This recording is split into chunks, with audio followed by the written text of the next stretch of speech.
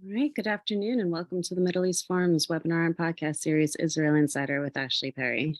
I'm Stacey Roman and I will be moderating this discussion today. Very pleased to have Ashley Perry, advisor to the Middle East Forum's Israel office, join us here each week to update us on all the events going on in Israel. Mr. Perry will be giving us a briefing on current Israeli affairs for 15 minutes, then open it up for questions. Should you wish to ask a question, please use the Q&A box located at the bottom of your screen to type your question. And with that, I'll turn the discussion over to Mr. Ashley Perry. Thank you very much, Stacey. Good evening from Israel. As predicted last week, I mean, it wasn't an outrageous prediction that Netanyahu would ask and receive an extension to his 28 days mandate to form a government. Usually, as I said, after 28 days, there's usually an option to ask the president for an extra 14 days. It almost always happens because all those who are being negotiated with to form a government knows that there's that extra time. So they don't consider the 28 days the end of the story. So they're negotiating, holding out with the knowledge that there'll be at least more time, perhaps 14 days. Interestingly, the president agreed to an extension, but only 10 days. That's quite interesting, perhaps because the president fell in line with the case the opposition made that Netanyahu basically has the contours of a government, and the only thing that needs to be completed in the next 14 days is some of the legislation that we talked about last week. There's about 4 pieces of important legislation that the future government, the current opposition led by former and now almost certainly future Prime Minister Benjamin Netanyahu, needs to pass to satisfy his coalition partners. One of them, which was debated today in the Knesset after passing its first reading, is to give a future Israeli security minister, national security minister, Itamar Ben-Gvir, greater powers over the police. It's been described similar to what the defense minister has over the IDF, and basically where he can control policy. Now, there's a big debate, as there was in the Knesset today, whether that needs to be legislated or that's already what currently happens. That's basically the case that the police commissioner who came to the Knesset to give his verdict of what he sees, he says, well, it's pretty much already there, and making it into law will just complicate things. Does that mean the police won't be able to act without the direct intervention of the minister in charge? The current minister of internal security, Omer Bar-Lev, basically gave his own evidence, saying it's completely unnecessary and it's actually even problematic. And he interestingly gave classified information on some of the police tactics to try and make the case that in real time, the police acts responsibly and doesn't necessarily need oversight from the minister. It's quite a complicated affair, but it basically just shows that this government, or the incoming government, really, is being, it needs to broaden some of the responsibilities of some of those incoming ministers. It now seems that Itamar Ben-Gvir is prepared to climb down a little bit because of some of the criticism, and is prepared, to moderate some of his former demands. Another piece of legislation is to allow Aryeh Deri to serve as minister. As we said last week, he made a plea bargain, which means he didn't sit in jail. And then Deri himself and others are nervous that he would not be able to be a minister. So they're trying to pass a law to ensure that he can be a minister. Other issue is to give Bezalel Smotrich powers within the defense ministry. The defense ministry in Israel is usually in charge with policies relating to Judea and Samaria, not just policies towards the Palestinians, but also policies towards Israeli communities, otherwise known as settlements. And basically that's where he will have a wide breadth of control. And this is something relatively unique. So this needs to be legislated. And the final one is to make sure that factions cannot be easily dismantled. There is a worry within the coalition that perhaps some of the parties within the coalition will break up further. Perhaps, I guess their worry may be in the Likud or something like that. So these are the four main laws that they really have to get a move on, pass through three readings. They passed through their first reading relatively comfortably. The incoming coalition has a majority of 64, and they passed all the legislation, with 60 plus votes in favor. And there's no particular problem as far as getting the votes. There could be a problem, as I said last week, with the schedule, meaning that this time next week, I believe by midnight, is when the president's added 10 days will run out. He gave it on Sunday. What I do understand is apparently Netanyahu can go back again and ask for those extra 4 days. And I think the president would have to make a strong case not to give it if it was required. Again, it's very important to remember there's no one else really able to form a government at this point. So really everyone knows it's Netanyahu's government to form. Very unlikely he will not. But the bottom line, which is really causing all of these problems, is one single thing. It's really the lack of trust in Netanyahu by many of his former and future partners in the government. Quite simply, these negotiations have been dragging on because no one really trusts Netanyahu to deliver. At the beginning of this whole process, as we discussed a few weeks ago, Netanyahu really wanted to try and get this government in as soon as possible. Within days, he said he wanted to just dish out ministerial positions and then leave policy issues afterwards. That was partly because he wanted to try and get control by the end of the year for various reasons, but also to try and put the policy issues off, knowing that you can kick that can down the road.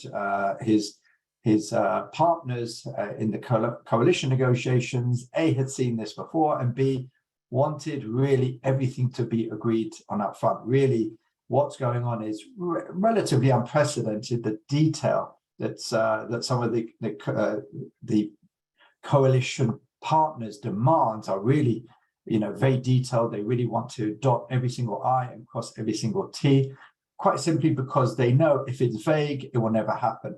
Netanyahu certainly doesn't want to give in to a lot of these demands, especially from the right-wing parties, but even from the ultra-Orthodox parties, the United Torah Judaism, the Ashkenazi ultra-Orthodox party gave a list of over 100 demands. Now, anyone who's been following Israeli coalition negotiations over the years won't be particularly surprised by this number. Usually, demands are in 10 or 20, but they usually go well up to the 80s, the 90s, and now apparently there's 100. Some really, what many portions of the public would describe as bizarre demands, that there should be no electricity generated on the Sabbath, on Shabbat. They feel that it desecrates the Sabbath. They want to have more beaches for separate bathing, between separate beaches for men and for women. They want to have places where you can bury a sacred text. According to Jewish religion, you shouldn't just throw a sacred text, a Bible or a prayer book in the trash. You have to bury it. So they want that to be funded by the state. And basically, the ultra-Orthodox party, reported that all its demands had been met. This incensed quite a lot of the public during the week with some of these demands, and some even more bizarre than I've mentioned.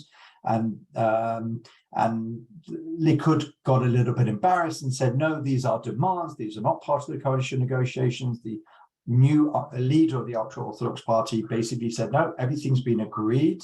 And, there's nothing outstanding.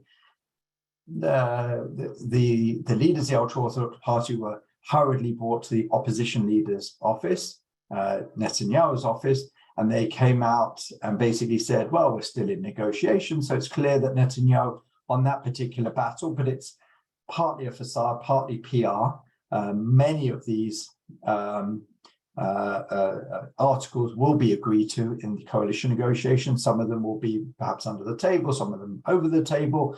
But basically, as I said before, really all the potential partners in the next government really have very low trust in Netanyahu. Many, if not all of them, have worked with him in the past and felt that they didn't get exactly what they wanted, specifically because it was vaguely written in coalition negotiations. It wasn't defined.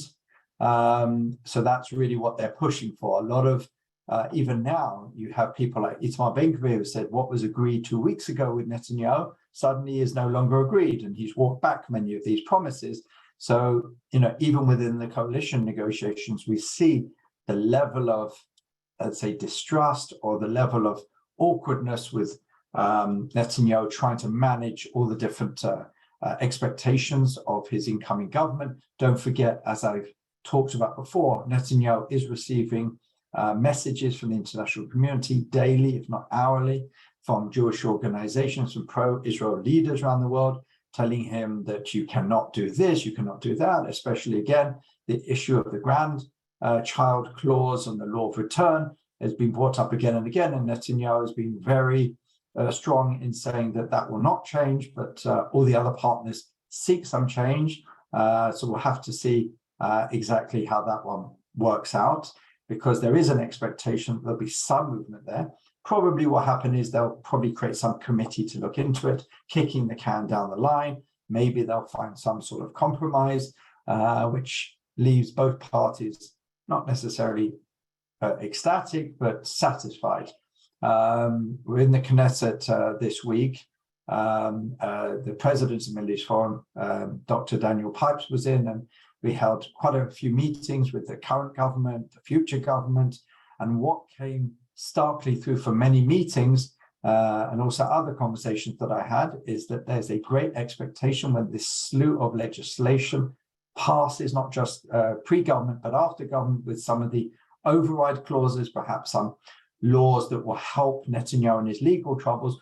Once they've passed in the next few months, there seems to be a lot of people who feel that it'll be after that Benny Gantz's party, the National Unity Party, will then join the government. Now, that's very interesting that really we heard that from many, many people from the left to the right, opposition coalition. They all seem to be almost certain that that is what would happen. Now, if you do the mathematics, it's clear that Gantz wouldn't want to sit with someone like Avi Maoz, probably not with Itamar Ben-Gvir. So the question is then what happens? Does Netanyahu jettison that part of his coalition? First of all, can he do that? It's not so easy to just fire people from the government, especially if none of them are abrogating the coalition guidelines. So it's unclear exactly how that would happen. Who Gantz would be comfortable sitting with? Would he be comfortable sitting with Smotrich? He has sat in a government with Smotrich, and don't forget, Smotrich controls 7 of the religious Zionists. When they were running together, 7 of their 14. Itamar Ben-Gvir controls 6 seats, and Avi Maoz has just 1 seat on his own. So the question is, would Gantz, if he was to join, would he make it as a prerequisite that part or the whole of the religious Zionist party would have to leave? And without the religious Zionist party, the government would then go down to 50. With Gantz's 12, it would go up to 62, which is less comfortable than the 64, but certainly manageable for a certain amount of time. Certainly that would be probably preferable for Netanyahu. He could blame Gantz, but a lot of the blame on Gantz that he's not moving forward on right-wing issues or for his base by saying, well, Gantz is holding me hostage on these sort of things. It would certainly satisfy the international community because they would far prefer to work with someone like Gantz. So it would also be relatively easy to bring him in. He would go back to his natural position as defense minister that he held with Netanyahu in the past, with the government of Bennett Lapid, and the expected defense minister, Yoav Gallant, who is not a particularly powerful person within the Likud, would have to step aside, and I'm sure they would compensate him with some other position. And, some of the other members of the National Unity Party, I guess, would then get some of the vacated ministries from whoever it was that Netanyahu would have to jettison to bring in Benny Gantz. Of course, this is at this moment speculation, but what is interesting is many people that we spoke to, many members of Knesset and future ministers, and present ministers all said that they think that's almost certainly going to happen in the months ahead. We'll have to wait and see if that does indeed happen. It will certainly be an interesting move. And the question is exactly what would lead to it and what moment it would happen and how Netanyahu would have to make these specific changes. But again, until it happens, we're not sure. Benny Gantz did come out this week with an interesting statement and saying that we will stand with Netanyahu against the extremist moves and policies that some of the government, expected incoming government will demand. So sort of giving it even a little bit of a hint there that that he hasn't ruled out some sort of partnership and with Netanyahu, although publicly he certainly would. But obviously behind the scenes there is a lot of outreach to Benny Gantz from the Netanyahu camp, checking the weather, sort of thing, in seeing what Benny Gantz would need, at what moment he would like to join, what would he feel uncomfortable about supporting to try and maybe get that legislative agenda out of the way before Gantz could possibly come. This is some of the suggestions that were made by numerous members of Knesset in the last week. So, it seems that there may well, be no smoke without fire. But that, again, we will not see for a number of months. Lastly, before we go to questions, we had an interesting event in the last 24 hours where Israel, now it's been admitted, but basically a truck full of advanced weapons that was traveling along the Syria-Iraq border, ostensibly for Hezbollah, was attacked. The Israeli chief of staff, in a relatively rare move, admitted that Israel was behind it, said that we had great intelligence. There was something like 24 trucks in this convoy, and Israel made sure to only attack the one with advanced weaponry.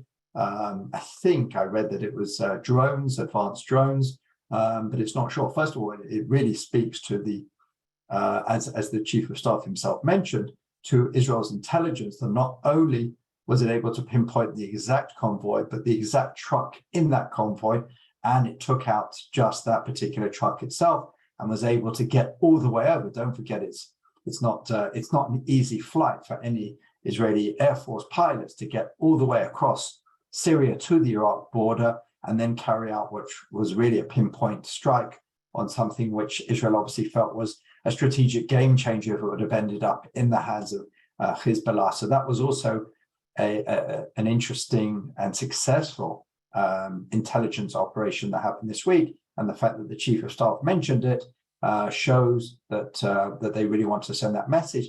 On that note as well, there has been a lot of talk that because a lot of these other ways to get weaponry from Iran to Hezbollah have been intercepted by Israel, there's talk of it coming in to the commercial airport in Lebanon. That would be a big problem for Israel, because one can imagine attacking Lebanon straight on would be very difficult. Then attacking Beirut would be extremely challenging, but to actually attack a commercial airport with civilians coming in and out on civilian planes would be a big headache for Israel. So there has been a warning that that really Iran should not take this step, but one can imagine that if they did, it would be a very challenging question for whoever's in the prime minister's position or in the security cabinet at that point, exactly how it would act, because one can imagine the diplomatic and political ramifications of such an attack.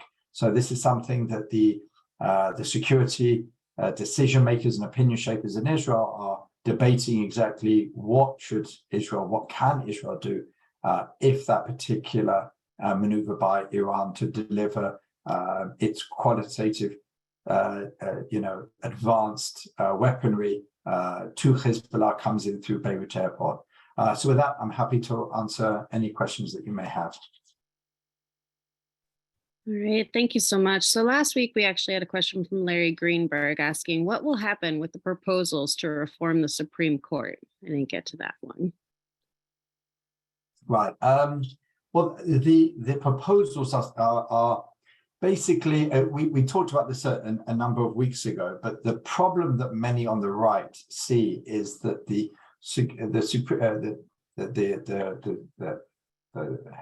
Supreme Court in Israel, ever since the 80s, there's two problems. First of all, the election of new Supreme Court justices, where the current incumbents basically decide who's going to be their successors. And the argument that they would say is they basically just pick those who are ideologically similar to them, so that you have a sort of factory of what they would describe as left-wing liberal judges picking the next generation of left-wing liberal judges. That's the first problem they would say. And they'd say that, the fact that the Supreme Court is disallowing certain laws or certain policies of a government, especially when it's a right-wing government, they say is problematic from a democratic point of view. These are unelected in Israel. The justices are completely unelected by the people. They're not beholden to the people. And the fact that they do basically strike down certain laws, especially what the right wing would argue when the right wing governments are in power, is what they find problematic. So they would like to change the makeup of the body that assigns or decides who's going to be put on the Supreme Court, to weigh it more towards the political sphere. In other words, if at the moment there are politicians who are on the committee, but they are a minority today. So they would like to change that, shift that towards being a majority. That's the first thing. The second thing is they would like to have what's called an override clause. Ever since the late 80s, with the Aaron Barak revolution, Israel Supreme Court became one of the, if not the most activist courts in the world, where they took on themselves to strike down laws that they were not even asked by the relevant parties. They basically decided to get involved in areas where they weren't even invited. They decided to rule that something is against. They basically created this quasi-constitutional system of basic laws. Not to say there weren't basic laws before, but they gave them more power, more weight, almost like a constitution without there actually being a constitution, because Israel is one of only a handful of countries in the world that doesn't have a written constitution for various reasons. And basically, Aaron Barak decided, well, he's going to make basic laws like a quasi-constitution and use them to strike down any law that he believes is not in the country's interest, I guess he would argue. So what they're trying to do now, this current government, is what would be called an override clause, which is basically if they have a majority of over 61, they could then override a Supreme Court ruling that says that a particular law is unconstitutional. So they want to reverse the situation. And they want to make sure, they would argue, that those who are democratically elected members of Knesset, the representatives of the people, would have the final say in what should be law and what shouldn't be, as opposed to unelected, unrepresentative Supreme Court justices. That's the case that they're making, that it's not going to go all the way from one extreme to the other. They would argue that they just want to reset the balance a little bit, from a court which has taken far too much power, which has really not modified its position, they would argue, and not allowed too many different voices onto the Supreme Court. Then they're looking just to sort of modify it and make it more democratic, they would argue, whereas their opponents would say that by challenging one of the branches of government which is supposed to oversee the political sphere on behalf of the people, both sides are basically saying the other side is undemocratic and what they seek to do is democratic. So it's quite a battle royale. There's a lot of ill feeling about it. There was a demonstration, I think the first, of a government that hasn't even been sworn in yet.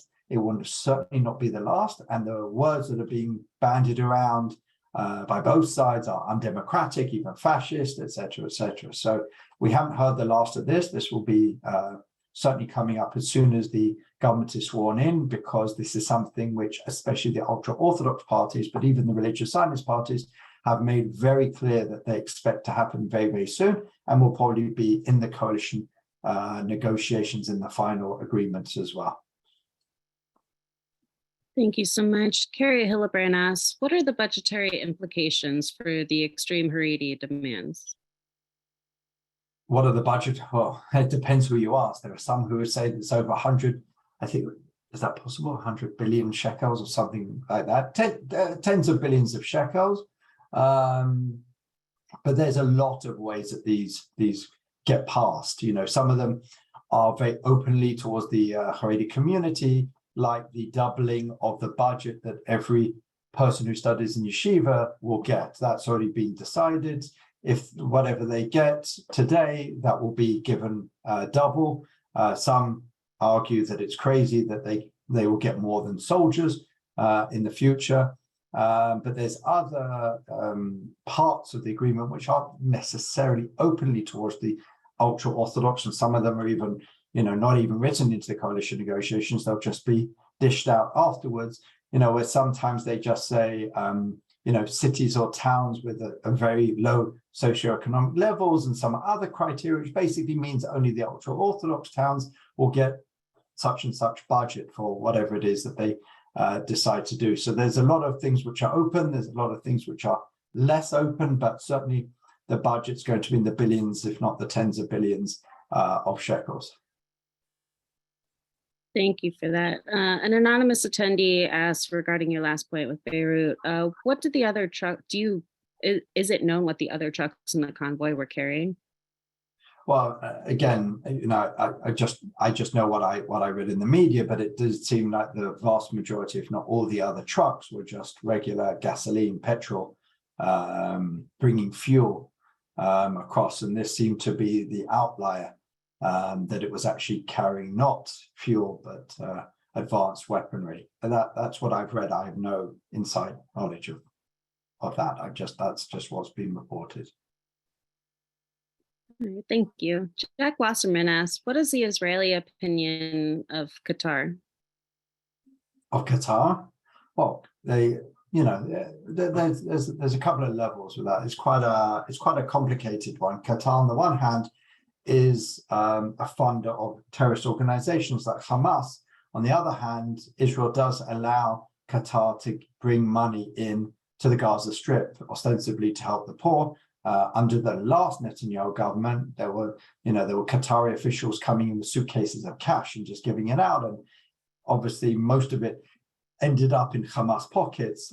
This government decided that it was going to end that particular practice and make sure that it would just go straight to the bank accounts of people who needed it, bypassing what they would argue, bypassing Hamas.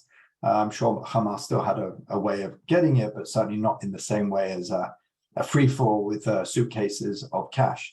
There are some relations between Israel and Qataris at the moment for the World Cup, and even before. There are Israeli officials who have some, under the radar sort of status there. We did have an economic office in the past. We did have some sort of diplomatic relations. They were broken off.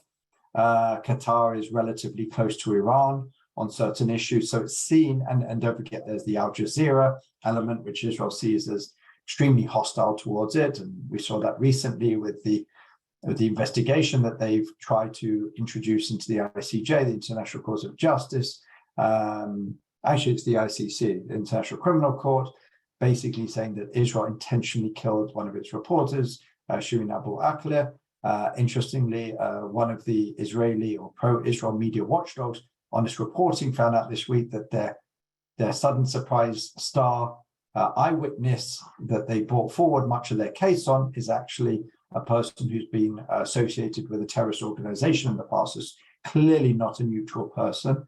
So that it's a very complicated relationship. It's certainly, Israel doesn't see Qatar's neutral presence. It sees it close to Iran, it sees it close to Hamas, but it is a player in the region. So Israel tries to have some influence, but certainly it's not one of the more friendly nations. It's certainly not going to join the Abraham Accords anytime soon. All right. Well, thank you so much. That brings us to the close of our webinar and podcast. Ashley, thank you so much for taking time to update us this week. For our viewers and listeners, please join us Friday at 1 p.m. for a webinar with Dilman Abdul Kader discussing finding peace and stability for the Kurds. Thank you all for joining us, and I hope you have a wonderful day.